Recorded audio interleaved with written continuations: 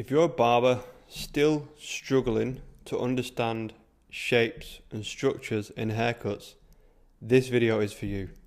Today I'm going to show you how I create square shapes in my haircuts every single time without fail. And once I show you this, you cannot unsee it. When I show this to students in my classes and those in my mentorship, it seems to just make sense, and creating square shapes just clicks. We're going to get straight into it. And what I'm going to do is I'm going to show you first what not to do. What some brands will teach you is to overdirect your new section that you're about to cut to your previous if you want to build a square shape. Meaning, you overdirect section 2 to number 1, you overdirect section number 3 to number 2, you overdirect section number 4 to number 3, and so on. Well, what do we know about overdirection? Let's say this is our first section here and we're told to overdirect section number 2 to number 1. What is actually happening with section number 2 here is it's traveling further to get to section number 1. And when it travels further, when section number 2 comes back to its original position, it's actually a little bit longer. So section number 2 actually ends up resembling something a little bit more like this, which might seem insignificant until section 2 now becomes your guide, and section 3 is supposed to come over and match section number 2, which then makes section number 3 a tiny little bit longer again, because overdirection builds length and weight in the opposite direction that you've directed it to. Meaning, if you overdirect hair to the left from the root, it's going to build weight right, and vice versa the other way. So what we have here, if we can see, we're on section number 3, and if we're told to overdirect to the previous, that means section number 4 needs to come to our guide here, which then when it comes back into living its normal position, it's going to be a little bit longer, and we can already see the shape that's starting to emerge. We're getting something that's more triangular, and this is why most commonly clients come back saying it feels too heavy on the corners, it feels too heavy just round about here, take some weight out of here. Because lots of people think they're creating a square shape by overdirecting into the previous, but they're not. You're usually creating something more triangular, and you end up building a ton of weight on the rounds of the head, which only has to be removed later. So there is a simple solution for this, and the solution I want to try to help you visualize first is, what is the actual shape we're creating? It's a square. So let's try and use the visualization of a square and place that square around the client's head visually. In our mind, we have to visualize that square shape.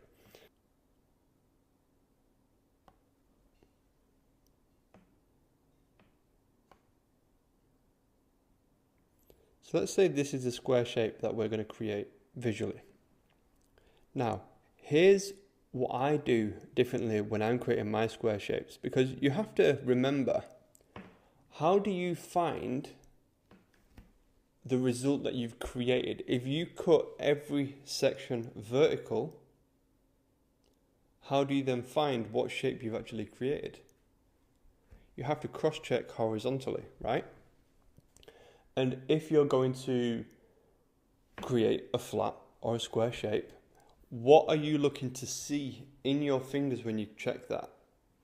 You want to see a flat shape. You don't want to see anything getting longer, gradually building up in weight. What you actually want when you cross-check is to just see a flat shape. When we cross-check this hair, all we want to see is something flat, not something building up. Which makes sense, because that is literally the shape we're creating. We're creating something flat. So then, why don't we, with every section that we cut, use this imaginary square shape that we can visualize in space and just pull each section out to this flat shape in space and cut it here.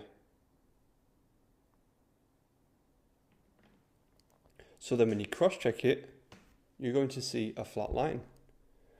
Now, what's really good about this is it removes tons and tons of questions and confusion, because all you now have to do is pull each section out to a flat shape in space. I call it building a wall. So you're pulling out each section to this imaginary wall.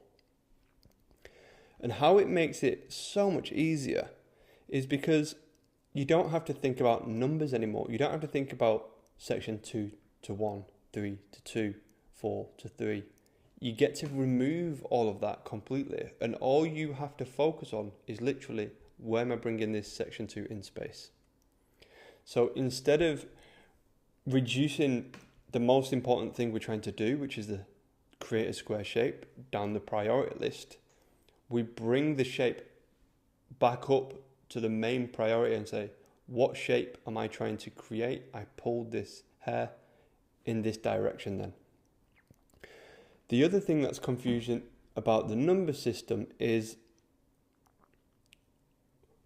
head shapes are uneven. One side of the head might be a little bit narrower than the other. So then how many sections do you take on either side? The other is hair density changes. So then how many sections do you take on one side compared to the other?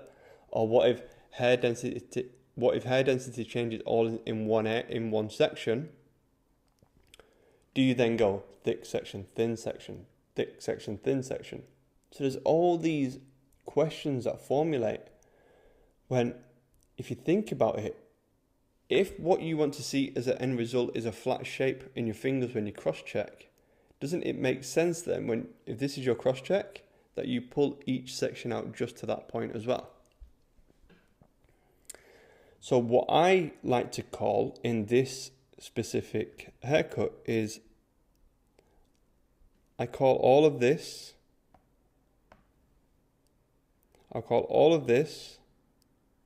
natural overdirection.